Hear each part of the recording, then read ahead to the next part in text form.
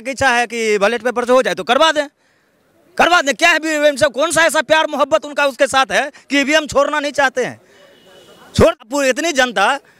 इतनी जनता आवाज लगे कि बैलेट पेपर से करवा दो, हम लोग को धोबी समझ का बात सुन लो रामचंद्र जी, एक बार बैलेट पेपर से चुनाव करवा दो, देख लेंगे फिर। ईवीएम की धांधली हुई है, इसका वीडियो उज्जैन के से लेकर के और आप छत्तीसगढ़ से लेकर के और आप तिजारा से लेकर के बहुत सारी सीटों पर आप देखिए इसकी धांधली हुई है। ये बात सही है कि अगर हम ये कहें कि नहीं ईवीएम जिम्मेदार नहीं है, हम शुरू से कहते रहे कि बैलेट पेपर से इसका चुनाव हो जाना चाहिए। क्यों बैलेट पेपर से भागती है भारतीय जनता पार्टी? क्योंकि ईवीएम फिक्स है सारा पूरी तरीके से। लेकिन आज अगर ईवीएम भी अगर जिम्मेदार है और मैं ये कहूँगी कि ईवीएम की वजह से भी हम हार रहे हैं, तो ईवीएम की लड़ाई भी हमें ही लड़नी है।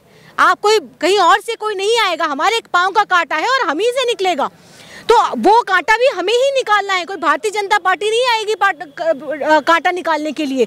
तो आज अगर ईवीएम की भी अगर बात है तो ईवीएम भी की जिम्मेदारी भी हमारी ही है, उसकी लड़ाई भी लंबी है। और लड़ाई इस 9 सालों के अंदर जिस तरीके से भारतीय राष्ट्रीय कांग्रेस ने लड़ी है, हर मुद्दों की राजनीति करती रही है भारतीय राष्ट्रीय कांग्रेस, सड़क से लेकर के संसद तक हमारे कार्यकर्ताओं को घसीटा गया, हमारे दफ्तरों को बंद किया गया, हमारे जो सांसद थे उनको संसद से निलंबन कर दिया गया, लेकिन फिर भी कांग्रेस मुखर तौर पर लड़ती रही। देखिए मकसद सीट हथियाना नहीं है, मकसद सत्ता हासिल करना या सत्ता पर काबिज होना नहीं है, मकसद साफ है। राहुल गांधी जी ने सभी चुनाव रैलियों के अंदर क्या कहा, यही कहा है कि मेरा मकसद सत्ता में आना नहीं है, मेरा मकसद है भारत से, देश से नफरत को उखाड़ फेंकना और मोहब्बत की दुकान खोलना।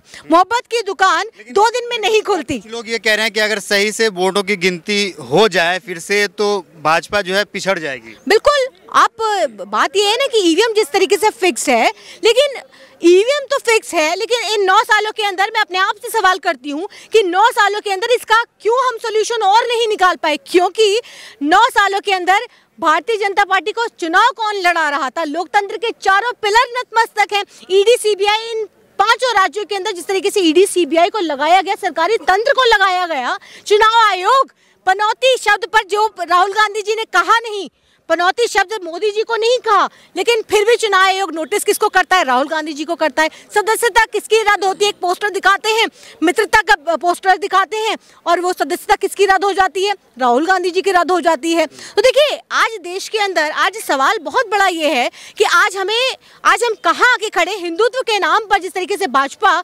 चुनाव लड़ती है, तो आज एजेंडा जीता है। 3 राज्यों की अगर आप बात करेंगे तो आज एजेंडा को जिताने का काम किया है।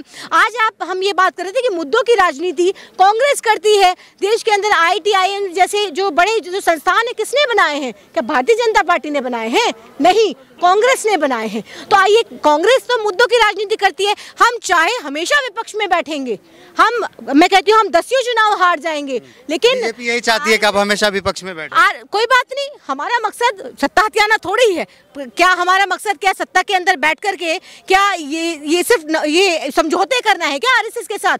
हमारा मकसद साफ है, जिंदगी भर हम हमेशा हम विपक्ष में बैठने को तैयार है, लेकिन आरएसएस के साथ समझौता नहीं करेंगे। हम भाजपा के साथ किसी भी तरीके का समझौता नहीं। लगता है कि कांग्रेस पार्टी के लोगों ने प्रधानमंत्री मोदी को कहीं ना कहीं बदनाम करने की कोशिश करी है, उनके लिए गलत शब्दों का इस्तेमाल किया है। अभी आपने देखा होगा कि काफ़ी सोशल मीडिया पे जो है ये चल रहा था कि प्रधानमंत्री को पनौती कहा जा रहा था, लेकिन साबित हुआ है कि प्रधानमंत्री मोदी पनौती नहीं है। कहीं ना कहीं रिजल्ट देख करके आप कह सकते हैं। कौन कह रहा है? नहीं, मैं ये अगर पनौती शब्द कहेंगे तो बात दूर तक जाएगी। देखिए पनौती शब्द की अगर बात करते हैं तो देखिए याद दिलाना चाहती हूँ कि पनौती शब्द भारतीय जनता पार्टी के जो कई ऐसे नेता हैं वो खुद प्रधानमंत्री जी को मानते हैं। और अगर आप पनौती शब्द की बात करते हैं तो किसी कांग्रेस पार्टी के किसी नेता ने नहीं कहा, किसी कार्यकर्ता ने नहीं कहा। वर्ल्ड कप मैच हो रहा था, वर्ल्ड कप मैच से 2 दिन पहले लगातार एक्सपर्ट ट्रेंड हो रहा था कि पनौती मोदी हो रहा था। तो क्या कांग्रेस पार्टी पनौती मोदी करा रही थी? आपको याद दिलाना चाहती हूँ, पर आपने कहा पनौती शब्द कहा, तो पनौती शब्द बड़ा दूर तक जाएगा। जब देश के प्रधानमंत्री जी ने शपथ ली, तो शपथ के दौरान जैसे ही शपथ लेते हैं 2 ट्रेन आपस में टकराती है बिना इन्विटेशन के। ये बात तो आप जानते ही हैं कि बिना इन्विटेशन के प्रधानमंत्री जी कहाँ जाते हैं? पाकिस्तान, जिसको लाल आंखें दिखाने की बात करते थे, जिसको कहते थे कि लव लेटर लिखना बंद करो, वहाँ जाते हैं बिना इन्विटेशन के। नवाज शरीफ के साथ बिरयानी खाने जाते हैं, नवाज शरीफ कहाँ पहुँच जाते हैं यही पता है नहीं पता है। जापान जाते हैं, जापान जाकर के वहाँ के प्रधानमंत्री तो अल्लाह को प्यारे हो जाते हैं। आपको याद होगा कि डोनाल्ड ट्रंप, इस बार डोनाल्ड ट्रंप सरकार, डोनाल्ड ट्रंप कहाँ पर है, डोनाल्ड ट्रंप सरकार कहाँ है। तो आज ये देखिए इजराइल के साथ समझौता करते हैं, इजराइल का समर्थन करते हैं। आज नेतन्याहू कहाँ दोनों घुटनों के बाल किस तरीके से गिरते हुए नजर आते हैं। तो देखिए ये बात तो साफ है। चंद्रयान 2 देखिए लंबी जाएगी। आपने पनौती शब्द का जिक्र किया है तो पनौती तो देखिए लंबी है। कोरोना काल किसके काल में आया है। देखिए वर्ल्ड कप हम क्यों नहीं जीत पाए पहले वाला भी, और अब भी वर्ल्ड कप। देखिए चंद्रयान 2 जब प्रधानमंत्री जी पहुंचे थे तो हम वो नहीं चंद्रयान 2 पहुंच पाया। चंद्रयान 3 की आप बात करेंगे, चंद्रयान 3 तो पहुंच गया। देखिए चंद्रयान 3 जब पहुंचा वहां पर तो देखिए देश के प्रधानमंत्री को जब पहुंच जाने के बाद लाइव स्ट्रीमिंग दिखाई गई मोदी जी की, तो देखिए पहुंचने के बाद इसीलिए मना किया जा रहा था कि आप वर्ल्ड कप देखने मत जाइए। तो आज सिर्फ वो ही नहीं, आज आप ये कहते हैं, आप कहते हैं, आप भी तो साबित कर रहे हैं कि मोदी जी पनौती हैं। नहीं, मैंने तो कुछ कहा ही नहीं। तो आप कह रहे हैं, ये तो आप और बता रहे हैं। ये तो आप कह रहे हैं, वहाँ पे मोदी जी पहुंचे हैं। देखिए अगर आप कहते हैं, अगर आप ये कहते हैं कि देखिए मोदी जी पनौती नहीं है, तो पनौती जी खुद ही क्यों मान रहे थे कि वो पनौती है। वो मिजोरम क्यों नहीं जाते हैं, वो कई स्टेट्स में नहीं गए, वो इसीलिए क्योंकि वो अपने आप को भी ये बात मान चुके थे। और बहुत सारे उनके जो मंत्री थे, जो दर्जनों भर कैबिनेट मिनिस्टर उतारे गए थे, उन्होंने भी उनको यही सलाह दी थी कि मोदी जी आप मत जाइए। आप सुप्रीम कोर्ट के वकील हैं, सुप्रीम कोर्ट के वकील हैं, किस तरीके से देखते हैं ईवीएम को लेकर के, आप क्या सोचते हैं कि? देखिए ईवीएम को लेकर के जाहिर है मुझे लगता है कि हमें कोर्ट का दरवाजा खटखटाना चाहिए। बैलेट पेपर से लगातार हम मांग करते आए हैं कि बैलेट पेपर से चुनाव होने चाहिए, क्योंकि देखिए ईवीएम की जो पिछले दिनों पिछले 9 सालों के अंदर लगातार हम यही बात करते रहे कि ईवीएम के अंदर ईवीएम फिक्स्ड है। बहुत सारी वीडियो सामने आई सोशल मीडिया पर, हमने अक्सर देखा है। ईवीएम मसले पर जाएंगे आप सुप्रीम कोर्ट, जिसको लेकर लंदन के अंदर भी पार्टी सुप्रीम कोर्ट जाएगी। बिल्कुल हम आगे देखिए लड़ाई तो हमें लड़नी है, और लड़ाई सिर्फ ईवीएम की नहीं लड़नी, लड़ाई तो हर मुद्दे की लड़नी है।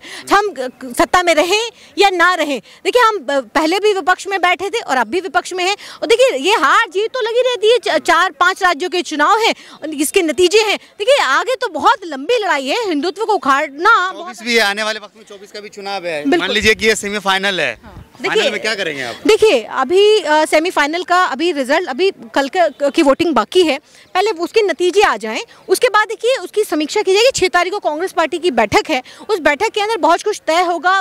ये जहाँ पर जो कमियां हमारी रही हैं, आप देखिए सिर्फ ईवीएम को दोष देना, ईवीएम को मैं कहूँ कि दोष देना, ये उचित नहीं होगा। मुझे लगता है कि कहीं ना कहीं इसके अंदर हमारी जो गलतियां रही हैं, हमारी गलतियां जैसे कि टिकट वितरण के अंदर जो कमियां रही हैं, मुझे लगता है कि उसको भी हमें सुधारना चाहिए। इसके अलावा जिस तरीके से जो नई लीडरशिप है उसको भी पैदा करना चाहिए, क्योंकि देखिए जब एक कांग्रेस का छोटा से छोटा कार्यकर्ता जब मेहनत करता है, उसको टिकट नहीं मिलता या मान सम्मान नहीं मिलता, तो देखिए बड़ा अफसोस होता है, उसको बड़ी निराशा देखने को मिलती है। तो देखिए कहीं ना कहीं उसको तवज्जो देने की जरूरत है, और इस 6 तारीख की बैठक में बहुत कुछ तय होगा। 2024 हम तय करेंगे। शुक्रिया मैडम। ये बताइए कि अभी जो है 4 राज्यों में गिनती काउंटिंग शुरू है, कांग्रेस पार्टी हार रही है, कहीं ना कहीं देखा जाए। सर हम हार नहीं रहे, हम जीत रहे हैं। कैसे आज जीत रहे हैं? हम जीत रहे हैं। कैसे जीत रहे हैं? अब यही जो कमी हमारे अंदर में हुआ है ना, जो हमारे लीडरशिप में हुआ है, जो हमारे जमीनी स्तर पर जो कांग्रेस के जो जितने कार्यकर्ता है ना, उसको हम जो हमें मैसेज आपके द्वारा हमारा पहुंच जाए राहुल जी से, हर जिला से जितनी ब्लॉक अध्यक्ष जेंट्स के और लेडीज़ के और बनाते हैं, उनसे बारीक बारीक करके, चाहे यहाँ बैठिए, चाहे जहाँ विधानसभा में है, तहाँ प्रियंका जी या राहुल जी एक बार ज़रूर मिले। क्योंकि हमारा लीडरशिप पे जो कमी है कि जो हम सबसे ज़्यादा मेहनत कौन कर रहे हैं। यहाँ पर बड़ा नेता हमारे क्षेत्र से कोई आया है? कोई नहीं आया है। आते हैं कौन? जो गरीब आदमी, बस कौन भरता है? हम भरते हैं। जब इलेक्शन के टाइम में रात दिन हमारे लोगों के पैर टूट जाते हैं, जैसे टाइम में हमारे लोगों को क्यों भूल जाते हैं। मैं तो मैसेज दे रही हूँ राहुल जी, हम आपके पहले वाला जमाना चले गए, अब जो जमाना है कि जब तक कार्यकर्ता का वक्त बदल। सर क्या लग रहा है, सेमीफाइनल तो कांग्रेस हार रही है, फाइनल का क्या होगा? नहीं देखिए, कई बार शेर को अगर लंबा छलांग लगाना होता है ना, तो 1 कदम पीछे हटता है, समझे। तो ये 1 कदम पीछे है, 24 में जो है सो लंबी छलांग लगेगी। और हम लोग कांग्रेस कार्यकर्ता हैं, देखिए 40% वोट मिला, और बिहार का रहने वाला हूँ। हम लोग डूबते हुए सूरज को भी प्रणाम करते हैं, ठीक है। और यहाँ पे अगर कांग्रेस कार्यालय में अभी खड़ा हूँ, अगर जीते होते तो यहाँ तो आपको बड़े बड़े नेता, आपको शायद फुर्सत नहीं, आपको नंबर नहीं मिलता उनका इंटरव्यू लेने का। लेकिन कांग्रेस है, हम लोग कांग्रेसी नहीं है, कांग्रेस हूँ और यहाँ पे मौजूद हूँ। कुछ ऐसे कांग्रेसी हैं जो शायद संघ से मिल गए हुए हैं या कुछ हुए हैं जो हमारे प्रोग्रामिंग को डिस्टर्बेंस करने, लेकिन उनके नहीं करीब नहीं, कुछ हैं। बहुत के तो बहुत तो अपने आप चले गए हैं, बहुतों को ईडी और सीबीआई ने ले गया है स्वागत करके, ठीक है। लेकिन कुछ अभी भी हैं जो डिस्टर्बेंस कर। लेकिन राहुल गांधी ईवीएम का क्या खेल है? देखिए, मैं सीधी सी बात कहता हूँ, जब देश के प्रधानमंत्री इतने लोकप्रिय हैं, पूरा देश उनको चाह रहा है, देश की जनता उनकी है और वो देश के प्रधानमंत्री, अगर जनता की इच्छा है कि बैलेट पेपर से हो जाए तो करवा दें, करवा दें। क्या है ईवीएम से, कौन सा ऐसा प्यार मोहब्बत उनका उसके साथ है कि ईवीएम छोड़ना नहीं चाहते हैं? छोड़ देना, देना उसको तलाक, ईवीएम को एक बार तलाक दे के आए मैदान में। खुला कहते हैं, एक आम जनता, एक कांग्रेसी वोट, एक आम जनता के नाते कहते हो, जब आप जीत ही रहे, आप गए बहुत लोकप्रिय, आपने राम मंदिर बना दिया, आपने राम को ले आया, राम को ले आए। हम लोग तो सोचते थे कि बहुत तपस्या करने के बाद जो है मतलब दशरथ जी को पुत्र की प्राप्ति हुई थी, लेकिन अब सुन रहा हूँ कि मोदी जी ने राम को ले आया। तो ठीक है, एक जनता की आवाज़, उन्होंने तो एक धोबी का आवाज़ सुन लिया था। जब राम थे तो धोबी ने एक बोली कि अरे सीता वहाँ से रह के आई, कुछ मतलब सब कर, उन्होंने परित्याग कर दिया था। आप इतनी जनता आवाज़ लगे कि बैलेट पेपर से करवा दो, हम लोग को धोबी समझ का बात सुन लो। रामचंद्र जी, एक बार बैलेट पेपर से चुनाव करवा दो, देख लेंगे फिर। बैलेट पेपर से चुनाव होना चाहिए? बिल्कुल होना चाहिए, हमारी इच्छा है। ईवीएम में झोल है? बिल्कुल झोल नहीं। जब ईवीएम पड़ी पाई जाती हैं, आप ये देखिए, ईवीएम में नहीं, पूरी सरकारी मशीनरी का दुरुपयोग किया जा रहा है। चाहे चुनाव से पहले ईडी सीबीआई के माध्यम से दबाव बनाने वाली बात हो, प्रत्याशियों को ये क्या करते हैं कि अलग अलग क्षेत्रीय पार्टियों पर भी दबाव बनवा के अपने तरीके के प्रत्याशी उतरवाते हैं। और अब भी मध्य प्रदेश से भी, राजस्थान से भी ऐसी खबरें आ रही हैं कि वहाँ पे दबाव बनाया जा रहा है। वहाँ पे जो ज़िले के जो काउंटिंग सेंटर्स हैं, वहाँ जहाँ बिल्कुल जो मार्जिनल सीटें हैं, जहाँ 1000, 2000 से 500 से जीत हार हो रही है, वहाँ पर जाकर उन पर दबाव बनाया जा रहा है। तो ये सरकारी तंत्र का सीधा सीधा दुरुपयोग है इसमें। और कांग्रेस पार्टी के मैं आपको ये बताना चाहूँ, कांग्रेस पार्टी सर्वे में भी कोई जनता, आप ज़मीन पर जनता से जाकर पूछिए कि कौन उनके मुद्दों को उठा रहा।